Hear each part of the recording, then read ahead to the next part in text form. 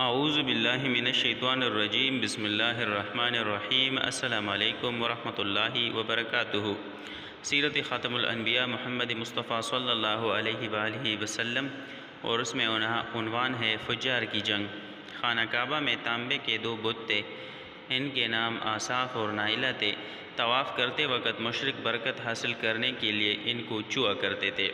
حضرت زید بن حارثہ رضی اللہ تعالیٰ عنہ فرماتے ہیں، ایک مرتبہ آپ صلی اللہ علیہ وسلم بیت اللہ کا طواف کر رہے تھے، میں بھی آپ کے ساتھ تھا۔ جب میں طواف کے دوران ان بتوں کے پاس سے گزرا تو میں نے بھی ان کو چھوا۔ نبی کریم صلی اللہ علیہ وسلم نے فوراً فرمایا، ان کو ہاتھ مت لگاؤ۔ اس کے بعد ہم طواف کرتے رہے۔ میں نے سوچا ایک بار پھر بتوں کو چھونے کی کوشش کروں گا تاکہ پتہ تو چلے ان کو چھونے سے کیا ہوتا ہے، وہ آپ نے کس لیے مجھے روکا ہے۔ چنانچہ میں ان کو پھر چھو لیا۔ تب آپ نے سخت لہجے میں فرمایا، کیا میں نے تمہیں ان کو چھونے سے منع نہیں کیا تھا؟ اور میں قسم کھا کر کہتا ہوں، نبی پاک صلی اللہ علیہ وسلم کبھی بھی کسی بت کو نہیں چھوا، یہاں تک کہ اللہ نے آپ کو نبوت عطا فرما دی اور آپ پر وحی نازل ہونے لگی۔ اسی طرح اللہ تعالیٰ حرام چیزوں سے بھی آپ کی حفاظت فرماتے تھے۔ مشرک بتوں کے نام پر جانور قربان کرتے تھے، پھر یہ گوشت تقسیم کر دیا جاتا تھا یا پکا کر کھلا دیا جاتا تھا، لیکن آپ نے کبھی بھی ایسا گوشت نہ کھایا۔ خود آپ نے ایک بار ارشاد فرمایا، میں نے کبھی کوئی ایسی چیز نہیں چکھی جو بتوں کے نام پر ذبح کی گئی ہو، یہاں تک کہ اللہ تعالیٰ نے مجھے نبوت عطا کر دی۔ اسی طرح آپ صلی اللہ علیہ وآلہ وسلم سے پوچھا گیا، کیا آپ نے بچپن میں کبھی بت پرستی کی؟ تو آپ صلی اللہ علیہ وسلم سے پھر پوچھا گیا، آپ نے کبھی شراب پی؟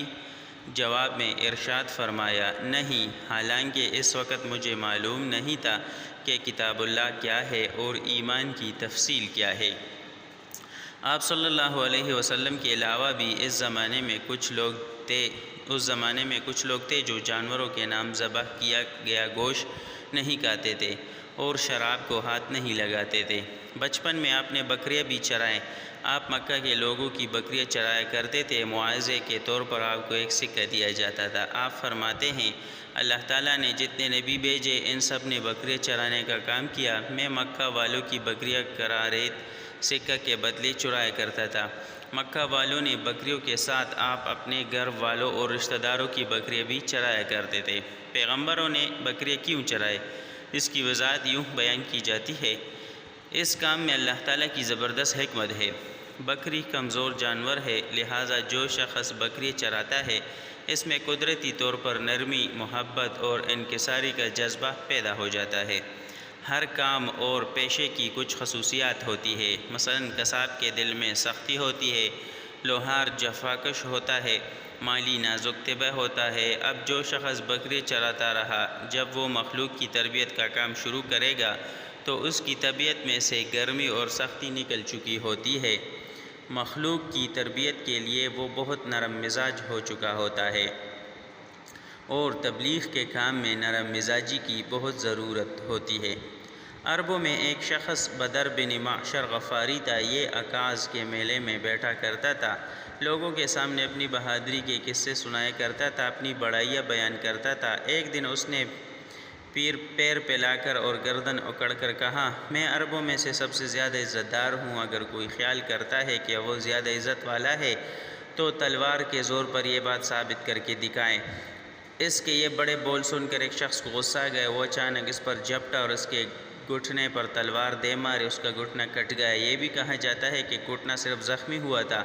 اس پر دونوں قبیلے آپس میں لڑ پڑے، ان میں جنگ شروع ہو گئی۔ اس لڑائی کو فجار کی پہلی لڑائی کہا جاتا ہے۔ اس وقت آپ صلی اللہ علیہ وسلم کی عمر 10 سال تھی۔ فجار کی ایک اور لڑائی بنو عامر کی ایک عورت کی وجہ سے ہوئی۔ اس میں بنو عامر بنو کنانہ سے لڑے، کیونکہ کنانہ کے ایک نوجوان نے اس قبیلے کی کسی عورت کو چھیڑا تھا۔ فجار کی تیسری لڑائی بھی بنو عامر اور بنو کنانہ کے درمیان ہوئی۔ یہ لڑائی قرض کی ادائیگی کے سلسلے میں ہوئی۔ فجار کی ان تینوں لڑائیوں میں نبی کریم صلی اللہ علیہ وسلم نے کوئی حصہ نہیں لیا، البتہ فجار کی چوتھی لڑائی میں آپ نے شرکت فرمائی تھی۔ عربوں کے ہاں 4 مہینے ایسے تھے کہ ان میں سے کسی کا خون بہانا جائز نہیں تھا۔ یہ مہینے ذوالقعدہ، ذوالحجہ، محرم اور رجب تھے۔ یہ لڑائیاں چونکہ حرمت کے ان مہینوں میں ہوئی، اس لیے ان کا نام فجار کی لڑائی رکھا گیا۔ فجار کا معنی ہے گناہ، یعنی یہ لڑائیاں ان کا گناہ تھا۔ چوتھی لڑائی جس میں نبی کریم صلی اللہ علیہ وسلم نے بھی حصہ لیا، اس کا نام فجار براز ہے۔ یہ لڑائی اس طرح شروع ہوئی۔ قبیلہ بنو کنانہ کے براز نامی ایک شخص نے ایک آدمی عروہ کو قتل کر دیا۔ عروہ کا تعلق قبیلہ حوازن سے تھا۔ یہ واقعہ حرمت والے مہینے میں پیش آیا۔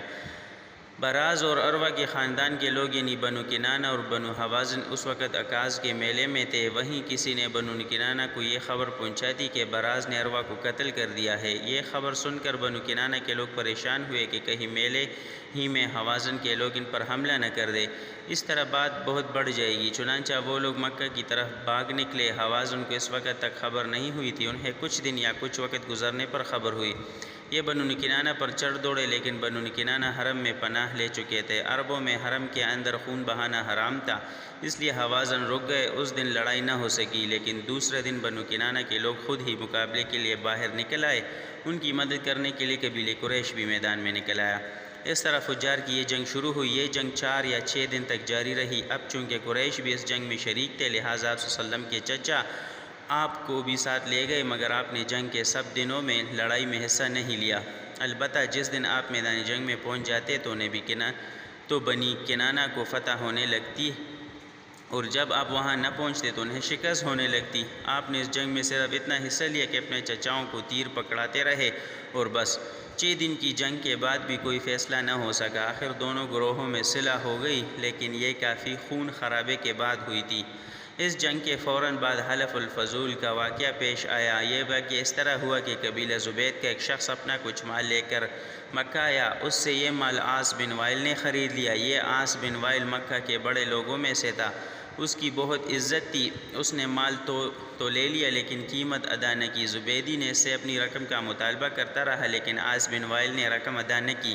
اب یہ زبیدی شخص اپنے فریاد لے کر مختلف قبیلوں کے پاس گیا، ان سب کو بتایا کہ عاص بن وائل نے اس پر ظلم کیا ہے، لہٰذا اس کی رقم دلوائی جائے۔ اب چونکہ عاص مکہ کے بڑے لوگوں میں سے تھا، اس لیے ان سب لوگوں نے عاص کے خلاف اس کی مدد کرنے سے انکار کر دیا، الٹا اسے ڈانٹ ڈپٹ کر واپس بھیج دیا۔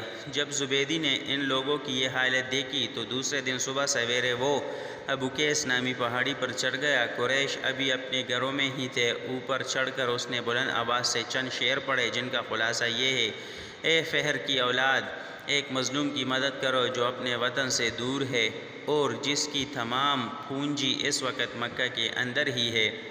اس زبیدی شخص کی یہ فریاد آپ صلی اللہ علیہ وسلم کے چچا زبیر بن عبد المطلب نے سن لی۔ ان پر بہت اثر ہوا۔ انہوں نے عبداللہ بن عدنان، عبداللہ بن حمدان، عبداللہ بن جدعان کو ساتھ لیا اور اس آدمی کی مدد کے لیے اٹھ کھڑے ہوئے۔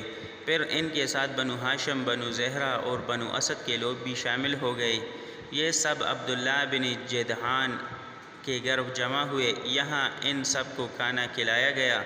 اس کے بعد ان سب سے خدا کے نام پر حلف لیا گیا۔ حلف کے یہ الفاظ تھے: ہم ہمیشہ مظلوم کا ساتھ دیتے رہیں گے اور اس کا حق اسے دلاتے رہیں گے۔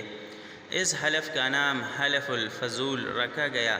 اس عہد اور حلف کے موقع پر اللہ کے رسول صلی اللہ علیہ وآلہ وسلم بھی قریش کے ساتھ موجود تھے۔ باقی آنے والی ویڈیوز میں، تب تک کے لیے بس اتنا ہی، اجازت چاہتے ہیں۔ ملتے ہیں نیکسٹ ویڈیو میں۔ السلام علیکم ورحمۃ اللہ وبرکاتہ۔